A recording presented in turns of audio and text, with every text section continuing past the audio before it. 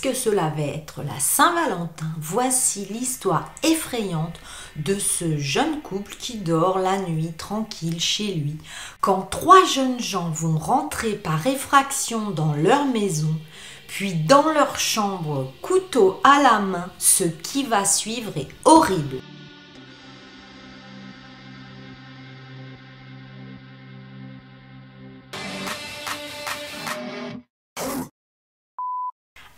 Tous, bienvenue sur ma chaîne Cécile Story à l'occasion de la Saint-Valentin pour une histoire d'amour qui va très mal finir.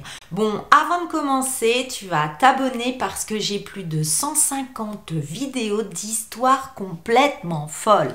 Allez, c'est parti! Tyrone Baines est un jeune homme de 18 ans qui mène sa vie tranquillement. Il sort avec Anna Dickinson. C'est un jeune couple, ils ont tous les deux 18 ans et après les premiers papillons dans le ventre et l'histoire du début toute belle, des premiers signes d'usure et d'agacement se font sentir. En effet, Anna n'a plus le visage de la jeune fille parfaite, douce et adorable, mais bien celui d'une jeune fille au caractère changeant, colérique et jalouse. Bien sûr, ils essayent d'en discuter, d'arranger les choses, mais Anna redevient toujours aussi colérique et jalouse. Lassée de son comportement, Tyrone n'avait plus qu'une seule solution, rompre. Dans un premier temps, Anna va essayer la douceur, lui promettant monts et merveilles s'ils se remettaient ensemble. Mais Tyrone savait que ça ne changerait pas. Dans un deuxième temps, Anna a essayé la colère et la violence menaçant Tyrone. Puis, le temps va passer et Tyrone finit par sortir avec une jolie jeune fille adorable que connaissait Anna. Dans toute cette histoire, à noter que cette deuxième jeune fille, donc la deuxième petite amie de Tyrone, restera anonyme et je l'appellerai la jeune fille anonyme. Malgré que Tyrone au début était méfiant, il se rend vite compte que la jeune femme est simplement douce et naturelle et qu'il n'a rien à craindre cette fois-ci. Car les sautes d'humeur de son histoire d'amour passée l'avaient un peu échaudé. C'est tout à leur nouvelle histoire d'amour que les deux jeunes amoureux se voient régulièrement. Mais dans l'ombre, l'ex Anna les observe et n'aime pas du tout cette nouvelle histoire d'amour que vit Tyrone. Et là, plus rien ne va, tout va partir à vélo. Elle lui envoie des SMS très inquiétants où elle dit menacer de poignarder sa nouvelle petite amie. Et oui, on se rend bien compte là que l'histoire est en train de dégénérer. Je sais que c'est bientôt la Saint-Valentin, mais n'oubliez pas, sur ma chaîne, on est sur des DPAE et ça finit toujours mal, malheureusement. Reprenons. Dans la tête d'Anna, cela tourne en boucle et elle va imaginer une attaque sur le couple, où elle va réussir à embarquer avec elle deux de ses amis, Catherine Stanley et Jordan Gardner, qui vont accepter ce plan ignoble. À savoir que ce Jordan Gardner connaît Tyrone et il est même parti en fait avec lui et ils se sont fréquentés en tant qu'amis. Comment des jeunes gens, trois, peuvent-ils se retrouver dans un scénario aussi violent, aussi macabre à la Scream? On en parlera à la fin de la vidéo. Et donc, en pleine nuit, après avoir appris qu'il sortait avec une autre fille, Anna et ses trois acolytes vont partir dans un plan ignoble concernant Tyrone. Après donc avoir menacé par SMS de bang-bang et de poignarder sa nouvelle petite amie, Anna se demande s'ils sont tous les deux dans la maison. Elle va envoyer un message à Tyrone lui demandant « Es-tu avec elle ?» Tyrone ne répond plus au message, il en a marre et il continue sa soirée tranquillement. Anna et ses acolytes fractionnent la porte, longent le couloir et font irruption sur Tyrone Baines qui est au rez-de-chaussée. Les trois jeunes gens, Dickinson, Starley et Jordan, ont sauté sur Tyrone et l'ont poignardé à 3 reprises. Et là, deux vont tourner les talons, laissant Anna avec Tyrone. Elle est en train de le mordre dans le dos. Il a une marque de morsure. Oui, elle va mordre Tyrone. Mais comme sa petite amie n'était pas dans la même pièce, les deux autres, les acolytes, ont une autre mission horrible à accomplir. Où est cette petite amie? C'est alors qu'ils vont la chercher dans toute la maison. Ils vont la trouver dans une autre pièce, dans une chambre, sous les draps, nue et totalement endormie. C'est là que Anna Dickinson les rejoint. Anna et sa meilleure amie Catherine Stanley, 18 ans, lui saute dessus. Elle va la chevaucher. L'amie tient les mains. Anna donne des coups de poing dans la tête de la petite amie. Elle ne peut pas se défendre puisque ses poignets sont retenus. Alors, d'un coup, Anna va commencer à la poignarder. Puis, elle va essayer de lui couper les cheveux au couteau comme un moyen de la dégrader physiquement. Et là, les coups vont s'arrêter lorsque l'amie d'Anna, Catherine, va dire « Je ne pensais pas que tu allais réellement la poignarder ». Ce mot de Catherine était comme un bouton sur lequel on avait appuyé et qui a fait redescendre tout ce petit monde à la réalité. Ils ont alors tous les trois quitté la maison, tourné les talons, laissant les deux personnes, ce couple, pour mort dans la maison.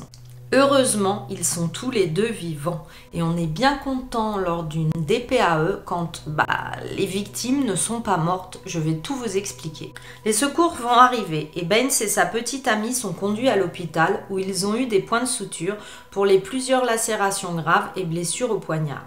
Le personnel hospitalier est totalement choqué et la petite amie de Tyrone est en état de choc tel qu'elle ne pouvait arrêter de trembler et de pleurer. D'ailleurs, dans un communiqué, la petite amie anonyme de Tyrone a déclaré « Depuis l'incident, j'ai lutté avec mon anxiété et mon stress en raison de ce qui s'est passé lorsque j'ai été poignardée par Anna. J'ai tellement peur d'eux et je ferai tout mon possible pour ne plus jamais les revoir. Je me bats jour après jour pour réussir à me promener toute seule dans la rue. Ce qu'ils ont fait restera avec moi pour le reste de ma vie et j'aurai toujours ces cicatrices sur le dos. J'écoute les conseils et j'essaye de reprendre confiance en moi et de faire à nouveau confiance aux gens dans ma vie. J'ai peur et j'ai peur d'eux. » Car en plus par la suite, elle a contacté mes amis en me traitant de menteuse et en essayant de m'intimider. D'accord, parce qu'en plus celle-ci, ça ne lui a pas suffi de commettre un acte horrible cette nuit-là, elle a contacté la jeune fille anonyme pour la menacer. Cette histoire est vraiment horrible.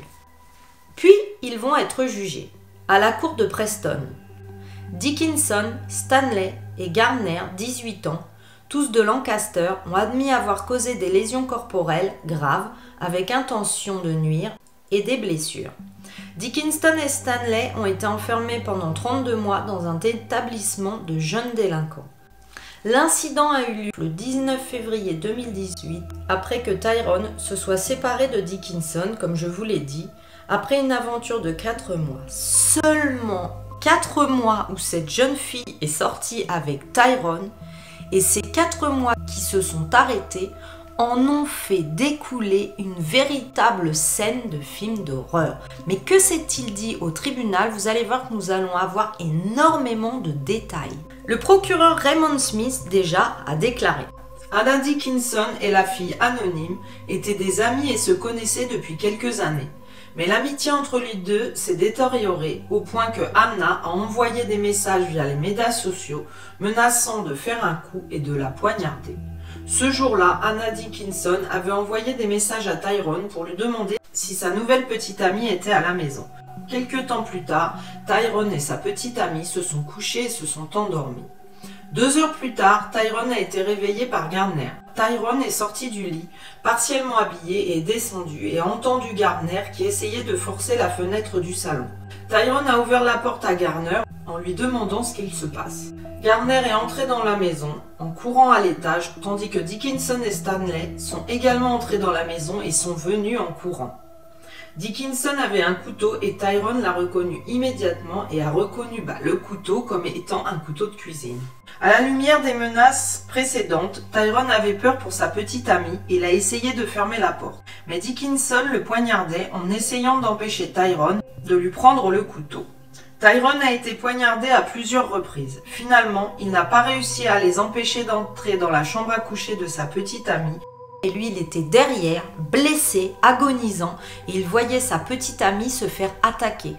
Le juge dira « À ce stade, Gardner est parti et ils ont quitté la maison. Tyrone avait subi des coups de couteau au cou, au dos et avait des morsures au dos avec des ecchymoses. » Mais que s'est-il passé pendant ce temps-là, malheureusement, sur la petite amie? Et le juge dira « Stanley a couru dans la pièce et a sauté sur elle et lui a donné des coups de poing à la tête et au corps.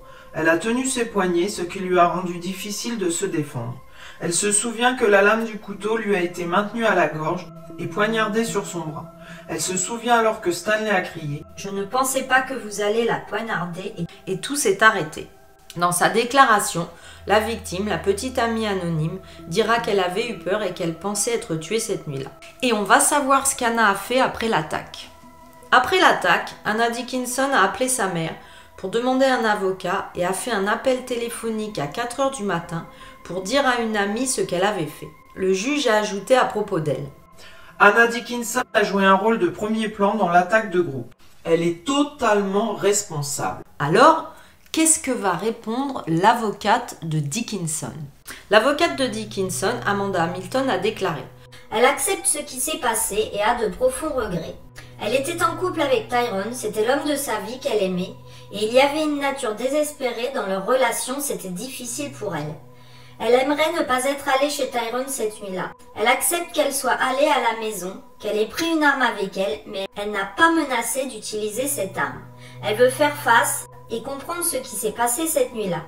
Elle veut que les victimes sachent à quel point elle est vraiment désolée. Sachez que maintenant, elle fait beaucoup de bénévolat avec les animaux. Elle aime travailler avec les chats et les chiens. Elle a une famille extrêmement solidaire. Elle ne se souvient pas d'avoir envoyé des messages avant et comme ils ont disparu des médias sociaux, elle accepte que les témoins l'accusent. Depuis son arrestation, elle a trouvé un groupe d'amis qui la soutiennent.